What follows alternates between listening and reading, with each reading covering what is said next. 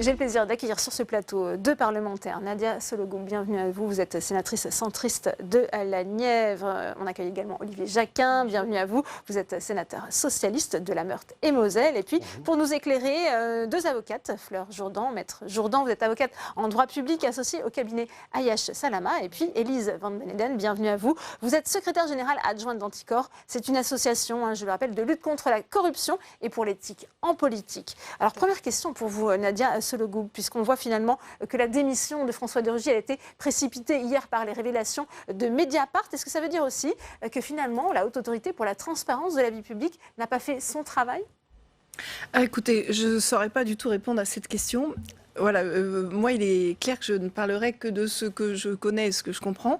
Et je dois vous dire qu'hier, j'étais beaucoup dans l'hémicycle pour la loi énergie-climat, qui me semble vraiment une... Vous êtes là pour ça au Sénat. Grosse urgence, c'est un sujet qui me tient particulièrement à cœur. Donc, est-ce que finalement, les règlements et les lois, justement, pour les frais des parlementaires, est-ce que, à votre avis, c'est assez clair pour empêcher les dérives ? Alors, écoutez, c'est toujours pareil. Et finalement, je m'étais posé la même question en mairie, parce qu'on entend parler des fois de détournement aussi en mairie, alors qu'il me semble que c'est tellement contrôlé. Alors quand tout d'un coup on tombe sur un poteau rose, on se dit mais comment c'est possible ?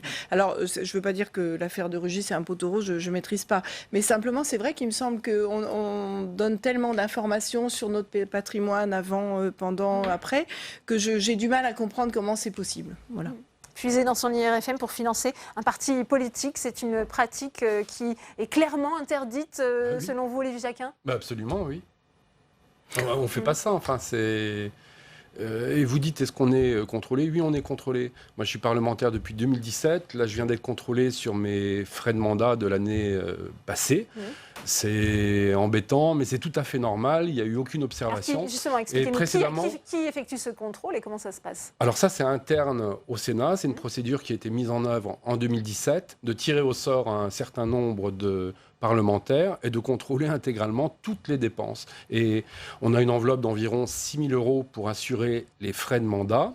Et avec ça, on ne peut pas faire n'importe quoi. Et donc, c'est une société extérieure qui vient à la demande du questeur, c'est les parlementaires qui gèrent l'administration du Sénat, nous contrôler et on doit répondre à toutes leurs questions. Et il y avait 2-3 factures, ils ont questionné pourquoi tel montant de réparation dans la permanence parlementaire, est-ce que ce n'était pas au propriétaire à payer ? Sur une autre facture, j'ai reçu un groupe au Sénat, justification, mais c'est normal, on a répondu et il n'y a pas de souci. Et j'ai déjà été aussi contrôlé par la Haute Autorité de transparence de la vie financière publique, de la vie. Ouais.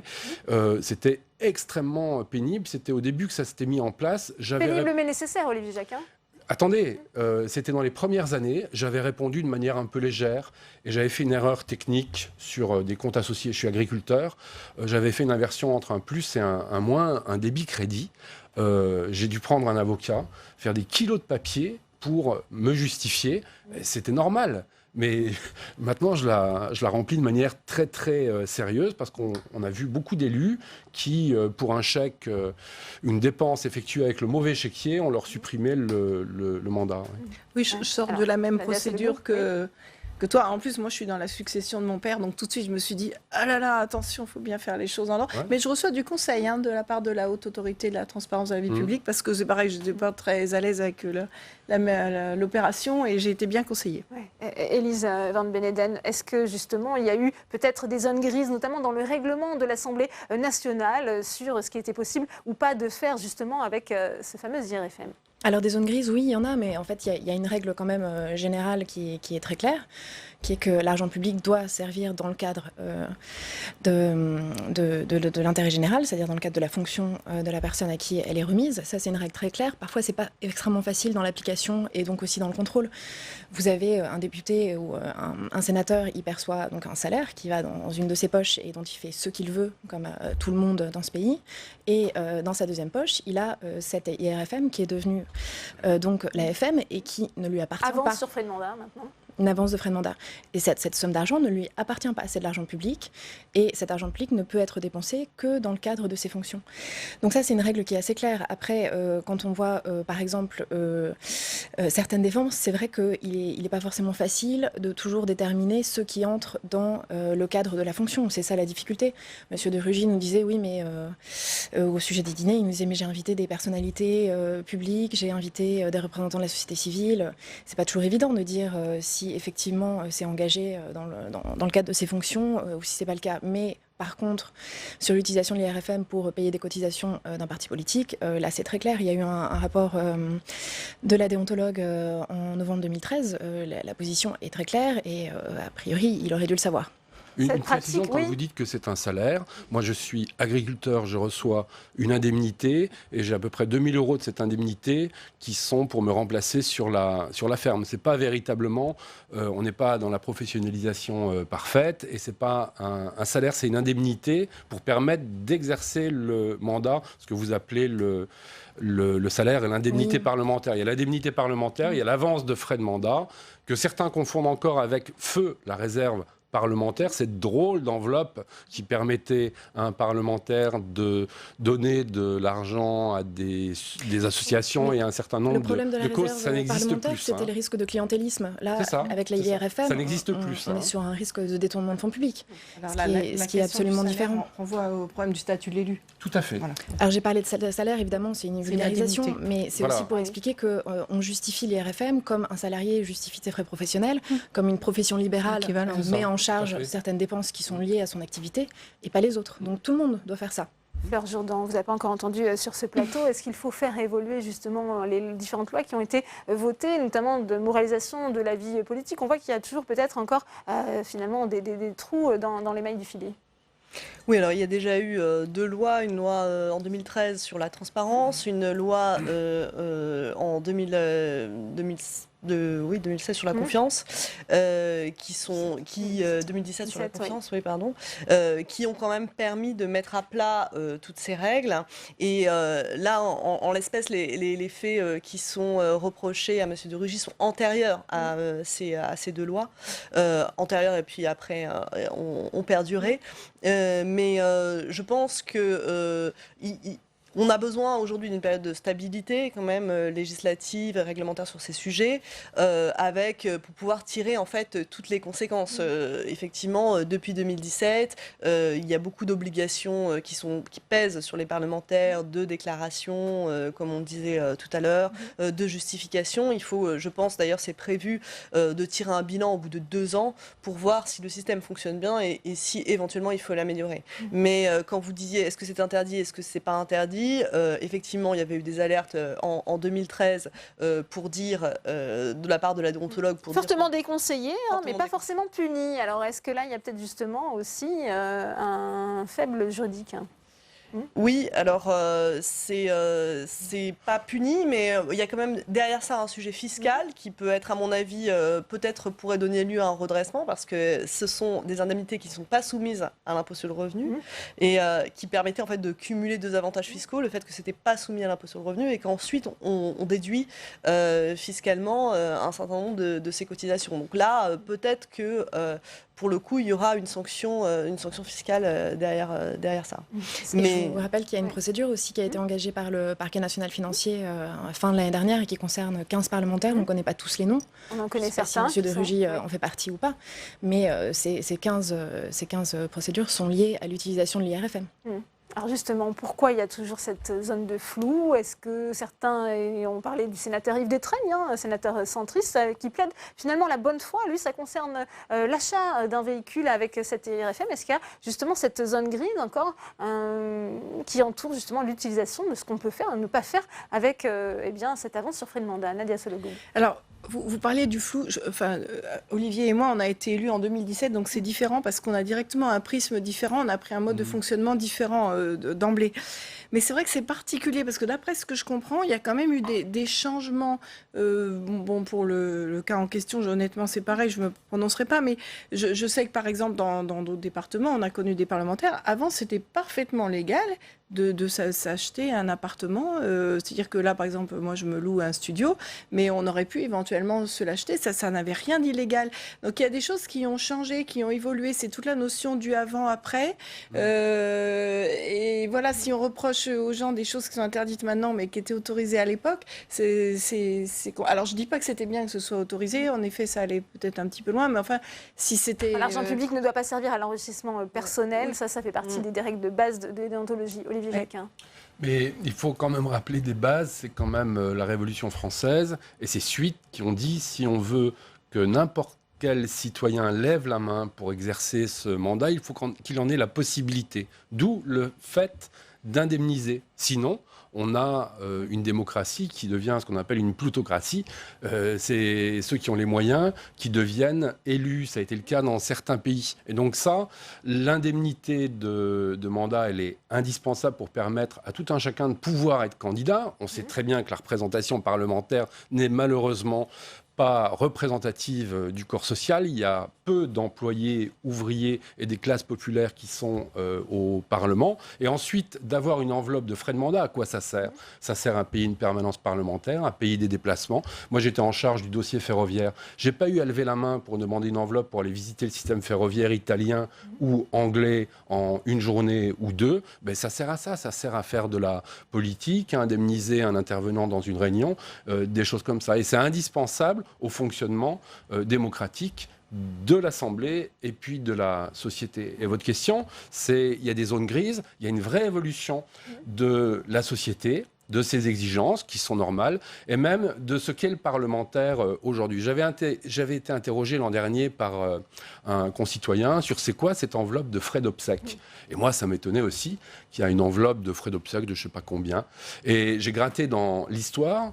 Elle avait été mise en place parce qu'il y a très longtemps, on n'imaginait pas qu'un parlementaire qui avait occupé des fonctions aussi honorifiques n'ait pas des obsèques d'une certaine dignité du point de vue républicain. Vous voyez, c'est vieillot comme raisonnement. Aujourd'hui, la représentation sociale du parlementaire et du politique a évolué. On n'est plus dans ces considérations-là. Donc il y a des zones grises qui sont liées au fait que la société évolue, les exigences de transparence aussi. Et comme l'a dit Nadia, nous, on est nouveaux dans le système, d'être contrôlés, on trouve ça tout à fait normal. Or, quand on est arrivé, on avait des collègues qui étaient là depuis longtemps, Maître on parlait Jourdan, que de ça. On voit qu'il y a quand même des nouvelles lois, ça évolue justement vers plus de transparence. Qu'est-ce qu'on peut tirer quand même comme enseignement de cette affaire de Rugy si on devait modifier certaines choses ? Alors, il y a beaucoup de choses qui ont été modifiées depuis, et comme je le disais tout à l'heure, il y a aussi, et j'imagine que pour vous ça vous a été très utile, quand tout à l'heure vous disiez qu'il y avait des choses légales, en fait il y avait des choses qui étaient tolérées, on ne peut pas vraiment dire qu'elles étaient légales, mais depuis 2015 et depuis le 2017 et le dernier mandat, les bureaux de l'Assemblée nationale et du Sénat ont vraiment mis en place un système qui indique très précisément les dépenses qui peuvent être ou non remboursées. Il y a aussi un contrôle qui a été institué, même si c'est un contrôle a posteriori. Alors, c'est un contrôle annuel a posteriori. On pourrait envisager que ce soit un contrôle plus régulier. Comme vous le disiez tout à l'heure, le Sénat a décidé d'externaliser cette fonction sans doute aussi pour crédibiliser le contrôle qui a été fait. C'est pas le choix qu'a fait l'Assemblée nationale. Ça pourrait être des pistes qui pourraient être mises en œuvre pour assurer un contrôle plus strict de ces dépenses. Mais là, aujourd'hui, il me semble qu'avec un cadre sur les dépenses qui sont ou non éligibles, une présentation de facture, ce qui n'était pas le cas précédemment, qui permet de vérifier a posteriori, on est quand même dans une situation beaucoup plus rigoureuse et qui permettra aussi à l'avenir de dire mais ça c'était autorisé, c'était écrit, ce qui n'était pas le cas avant, puisqu'avant il y avait des choses qui étaient tolérées, mais qui n'étaient pas forcément écrites comme étant bien autorisées. Des progrès, mais pourtant on n'est toujours pas dans la transparence comme elle est vécue ou définie justement dans certains pays, les pays nordiques ou les pays anglo-saxons, Elise Van den Heyden. Ah oui, oui, absolument. Il y a une culture qui est très différente dans les pays nordiques et qu'on envie sur certains aspects. Moi, ce que je voulais vous dire sur l'IRFM, c'est que quand même, s'il faut faire une réforme, c'est que dans l'IRFM, il y a quand même une caisse noire de 600 € où le parlementaire, enfin, 600 €, c'est pour les députés, n'a pas à justifier de ce qu'il en fait. Et ça, c'est Vous appelez ça une caisse noire? J'appelle ça une caisse noire, oui. C'est une enveloppe de 600 € où il n'y a pas de justificatif à donner. Et la déontologue a hurlé quand cette mesure a été adoptée. Pourquoi est-ce qu'on permet qu'il y ait 600 € d'argent public sans justificatif? C'est absolument anormal. En plus de ça, les parlementaires n'ont pas à justifier avec qui ils déjeunent, donc comment sont utilisés ces frais de bouche. Là aussi, je suis navrée, c'est pas du tout normal. Si on veut contrôler a posteriori et dire ça, c'est dans le cadre de la fonction et ça ne l'est pas, bah, il faut au moins savoir avec qui on déjeune, quel est l'objet du déjeuner et quel est le coût. Et Madame Rossi, il y a quelques jours, disait qu'elle validait les dépenses, mais qu'elle ne les contrôlait pas. Bah, elle est questeur. Le questeur, il est là pour contrôler les dépenses. Donc il faut déjà commencer par avoir des questeurs qui font leur travail. Alors ça, c'est pour l'Assemblée nationale. Qu'en est-il au Sénat? Est-ce que vous avez aussi une enveloppe d'un certain montant que vous pouvez utiliser sans justement justifier, alors que ce soit des frais de bouche ou justement les noms des invités? On voit que dans le cas de Rugy, ça a aussi été problématique, Nadia Sollogoub. Alors oui, honnêtement, je ne savais pas le montant. Mais je sais qu'il y a une somme, c'est-à-dire si je me trouve... Bon, moi, je suis élue d'un département très rural. Hein. Donc là, l'été va arriver, ce sont les comices agricoles, les choses comme ça. Donc c'est vrai qu'il se peut que j'ai à faire une dépense ou... Enfin, le comice agricole, honnêtement, c'est de ma poche. Hein, quand je paye un coup à tout le monde ou que je mets un sou dans la caisse. Mais il peut arriver qu'il y ait une petite dépense qui se fasse en numéraire quand même. Bon, peut-être je me prononcerai pas sur le montant. Hein. Mais on peut avoir des petites dépenses à dépenses. Bon, on peut les justifier. Après, c'est pas tout à fait libre parce qu'après, on fait un papier, je crois, en disant j'ai dépensé 50 € à l'occasion telle fête. Voilà, il faut quand même dire dans quel cadre c'était. Il faut déclarer. Qu'est-ce que vous dites, Nadia Sollogoub? Heureusement qu'on a encore cette petite enveloppe dont on peut disposer librement, ou au contraire, il faudrait tout justifier, que tout soit contrôlé? Si on essaye de faire le parallèle, pour être toujours bien dans les clous, il faudrait qu'on se mette en tête, bien qu'on soit pas le statut d'élu, c'est pas une entreprise, mais finalement, ça aide quand même à savoir si on est dans les clous ou pas. Moi, quand j'ai été élue, je me suis dit, pour pas me tromper, je vais toujours me dire, c'est si j'étais dans une entreprise et si je devais rendre des comptes. Donc c'est vrai que si au dos de la facture, je mettais un tel, dans quel cadre, etc., sincèrement, ça ne me poserait aucun problème. Et je trouve que ce serait même normal. Et vous, Olivier Jacquin? Moi, je pense qu'une prochaine réforme questionnera peut-être cette histoire où, effectivement, 10% de l'enveloppe de frais de mandat peut ne pas avoir de justificatif. Personnellement, je n'utilise pas. Je veux revenir sur votre tentation de la transparence absolue. Moi, par exemple, je n'ai pas envie de dire forcément avec qui je mange. Récemment, je rencontre un chef d'entreprise, je paye ma part. Ils sont toujours surpris. D'accord? Mais ça m'intéressait, je travaille dans le domaine des transports et je leur dis, moi je viens, mais c'est ça mes conditions. C'est moi qui demande l'invitation, en plus c'est moi qui demande des renseignements. Je n'ai pas forcément à le dire, quoi. Ça fait partie de mon travail politique de me renseigner, de m'informer. Voilà. Après, il y a une dimension éthique et je crains qu'avec une transparence absolue, on aille vers une certaine forme de dictature et tout ça, ça peut atteindre gravement la démocratie. Je suis pour une transparence juridique. Par contre, non mais regardez, il y a des conditions personnelles. Certains, aller dans un resto à 30 €, c'est bien. Pour d'autres, c'est un restaurant à 50 € par personne. Pas de dictature, c'est ce que vous nous dites, Olivier Jacquin. Ça vous fait réagir très rapidement? Oui, peut-être. Si on fait ces règles qui sont couvertes par la confidentialité, hein, c'est pas même vos factures aujourd'hui, elles ne peuvent pas être consultées par tout citoyen. Donc le nom resterait confidentiel. Si on met en place ces règles, c'est pour rétablir un lien de confiance entre les citoyens et vous. Oui. Donc, encore peut-être des évolutions. Et si vous êtes pour, eh bien, c'est tant mieux, Olivier Jacquin. Merci à tous les quatre d'être venus